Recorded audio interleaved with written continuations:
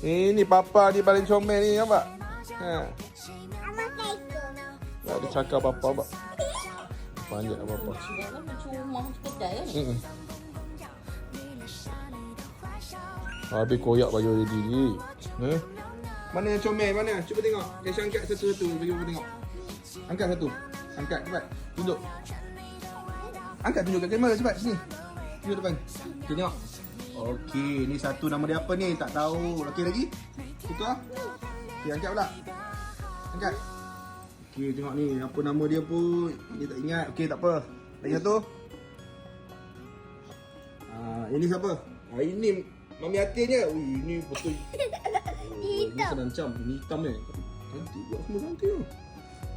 Siko dia tadi tu. Ni pula. Hai sayang. Comel.